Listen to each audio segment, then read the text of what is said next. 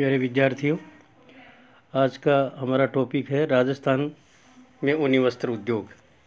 राजस्थान में ऊन का व्यवसाय बहुत पुराना है। यहाँ पर राजस्थान के मरुस्थलीय भागों में भेड़ें अधिक पाई जाती हैं। ऊन वर्ष में 2 बार प्राप्त होती है। बाड़मेर में भेड़ें सबसे अधिक पाली जाती हैं। भारत की 25% भेड़ें राजस्थान में ही पाली जाती हैं। इनसे 186 लाख किलोग्राम ऊन प्राप्त होती है। ऊन से कंबल, नमदे, आसन, स्वेटर, कपड़ा, घोड़े व ऊँटों की जीन, शाल, दुशाला आदि बनाए जाते हैं। राजस्थान में ऊन का उत्पादन देश के कुल उत्पादन का लगभग 30% है। यहाँ का ऊन मोटा एवं अधिक खुरदरा होता है। राजस्थान में उत्तर एवं पश्चिम में स्थित शुष्क व अर्ध शुष्क जिलों में ऊन का उत्पादन अधिक होता है। ऊन उद्योग की प्रमुख इकाइयाँ निम्न है: state woollen mill Bikaner, western spinning mills Churu, Jodhpur ऊन का कारखाना, विदेशी आयात निर्यात संस्थान Kota, western spinning mills Ladnun.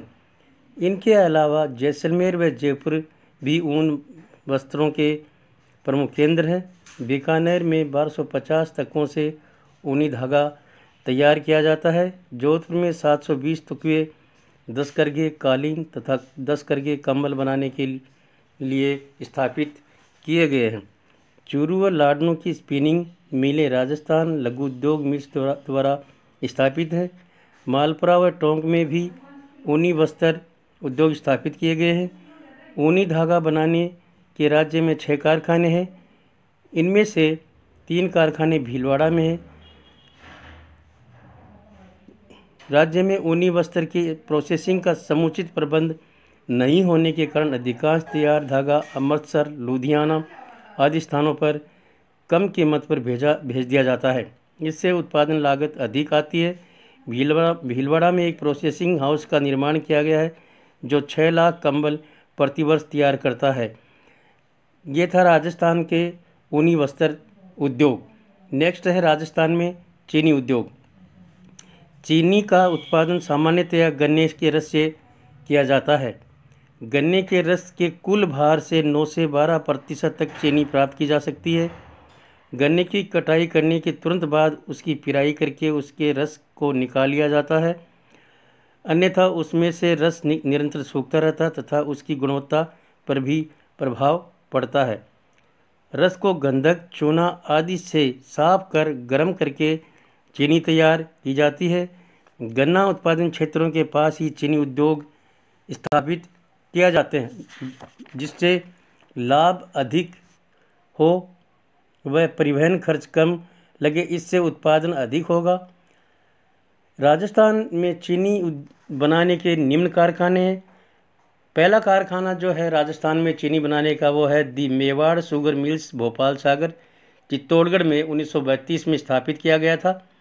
इस मिल में गन्ना भीलवाड़ा, चित्तौड़गढ़, उदयपुर, राजसमंद आदि जिलों से आता है। ये प्राइवेट मिल है। दूसरा है दी गंगानगर शुगर मिल्स गंगानगर, 1939 में ये उद्योग स्थापित किया गया था। ये है गंगानगर व हनुमानगढ़ जिलों से गन्ना प्राप्त कर शक्कर का उत्पादन किया जाता है। यहाँ पर यह सार्वजनिक क्षेत्र की मिल है जो वर्तमान में घाटे में चल रही है। तीसरा है दी केशवराय पाटन सहकारी शुगर मिल्स लिमिटेड बूंदी, जो 1965 में स्थापित की गई थी। इस उद्योग को कोटा व बूंदी से गन्ना प्राप्त होता है। ये सहकारी क्षेत्र की मिल है। 1999-2000 में 11 करोड़ 67 लाख रुपए के घाटे को देखते हुए इसे बंद करने की संभावनाएं हैं। चौथा जो उद्योग है वह उदयपुर शुगर मिल्स भोपाल सागर, 1976। भोपाल सागर सहायक कंपनी के रूप में इस मिल की स्थापना की गई थी। उदयपुर के आसपास के क्षेत्रों से गन्ना प्राप्त किया जाता है इस उद्योग के लिए। चीनी का उत्पादन। राजस्थान में चीनी का उत्पादन। चीनी उद्योग मुख्यतः गन्ने के उत्पादन पर निर्भर करता है। गन्ने के उत्पादन में गिरावट व वृद्धि के साथ चीनी उत्पादन में भी उतार चढ़ाव आता रहता है। जैसे 1951 में चीनी का उत्पादन 1.5 हज़ार टन था, जो सन 1978 में तीव्रता के साथ बढ़कर 41,000 टन हो गया। लेकिन 1988 में पड़े अकाल का प्रभाव गन्ने के उत्पादन पर पड़ा। परिणाम स्वरूप घटकर 9,000 टन हो गया। इसके विपरीत 1978 में वर्षा व पानी की उपलब्धता के कारण 41,000 टन चीनी का उत्पादन राजस्थान में किया गया। 1993-94 में 8.13 लाख टन गन्ना उत्पादन होने से 15.2 हजार टन चीनी उत्पादित की गई राजस्थान में। 2000 में 12.2 लाख टन गन्ना उत्पादित किया गया तथा 13.9 हजार टन चीनी का उत्पादन राजस्थान में हुआ। चीनी उद्योग की समस्याएं, यानी राजस्थान में चीनी उद्योग स्थापित करने में अनेक समस्याएं आती हैं। इसका मुख्य कारण यह है कि राजस्थान में चीनी बनाने के लिए कच्चे माल के रूप में गन्ने का उपयोग होता है।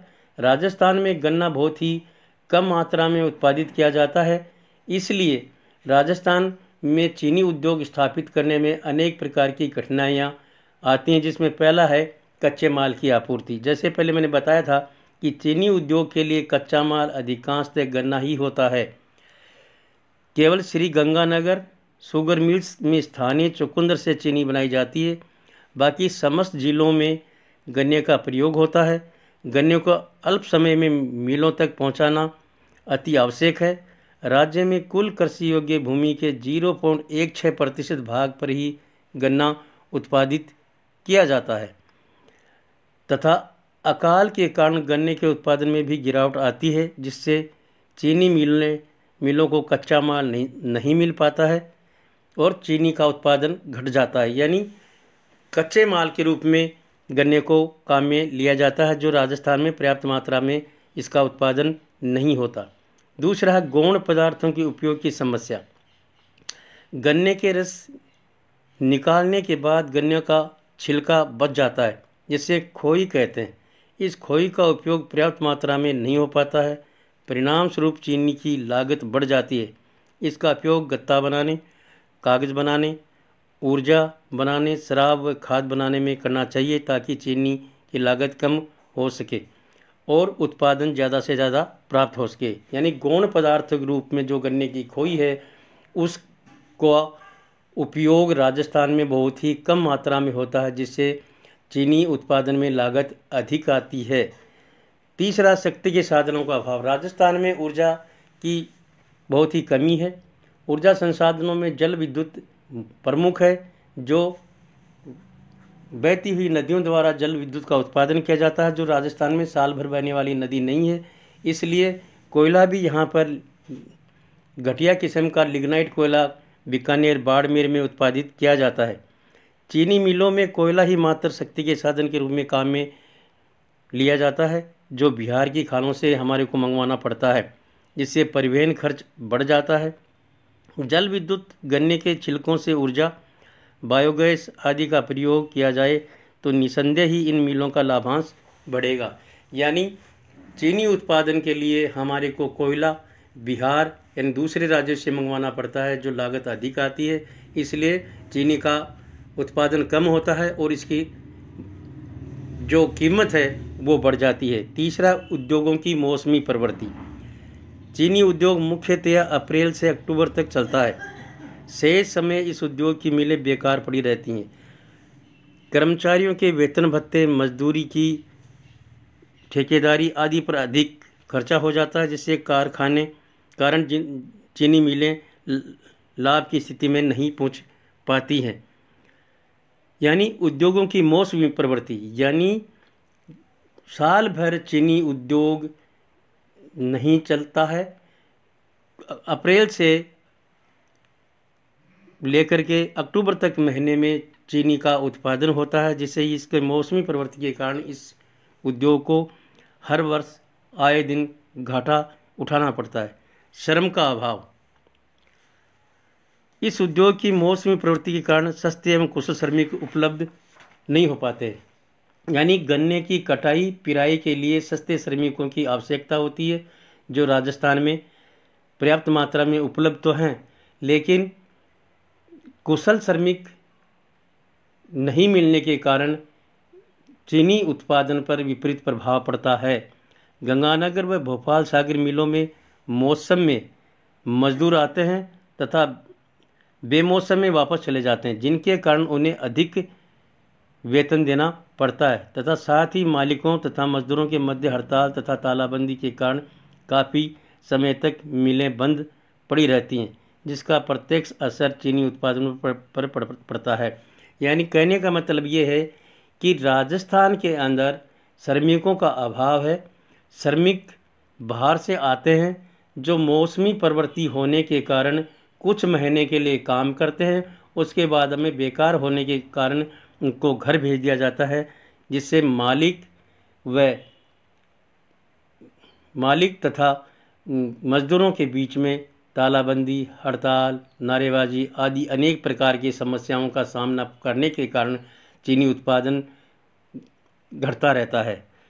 नेक्स्ट है खांडसारी उद्योग से प्रतिस्पर्धा। राज्य के गांव में गुड़ व खांड आदि खाने में प्रयोग में लाई जाती हैं, जिससे चीनी का प्रयोग कम हो जाता है तथा चीनी मिलों को कच्चे माल की आपूर्ति नहीं हो पाती, जिससे मूल्य संबंधी प्रतिस्पर्धा इनके मध्य बनी रहती है।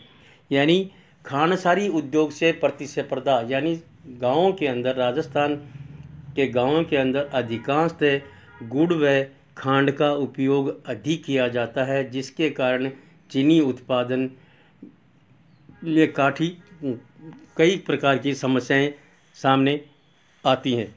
नेक्स्ट है सरकारी नियंत्रण। मिलों को 60% उत्पादन सरकार के निर्धारित मूल्य पर देना पड़ता है। केवल 40% भाग ही खुले बाजार में बिक्री हेतु जारी किया जाता है, जिसके कारण मिल मालिकों को पर्याप्त लाभांश की प्राप्ति नहीं हो पाती है। यानी चीनी उद्योग स्थापित करने के लिए सेठ साहूकारों को, पूंजीपतियों को सरकार से अनुमति लेनी पड़ती है, सरकार से लाइसेंस लेना पड़ता है। 60% से भी के आसपास निर्धारित मूल्य पर चीनी का निर्यात किया जाता है, चीनी बेची जाती है। 40% ही चीनी सेठ साहूकार व मिल मालिक द्वारा बेची जाती है, जिससे कि चीनी उद्योग को काफ़ी प्रकार की कठिनाइयों का सामना करना पड़ता है। प्यारे विद्यार्थियों, राजस्थान का जो उद्योग है इस उद्योग को में बहुत ही महत्वपूर्ण उद्योग धंधे हैं राजस्थान के, जिनमें मुख्य है सूती वस्त्र उद्योग, ऊन उद्योग, चीनी उद्योग, सीमेंट उद्योग, नमक उद्योग व अन्य उद्योग। इन उद्योगों को अच्छी तरह से तैयार करें, जिस एक क्वेश्चन हर साल इसमें से आता है।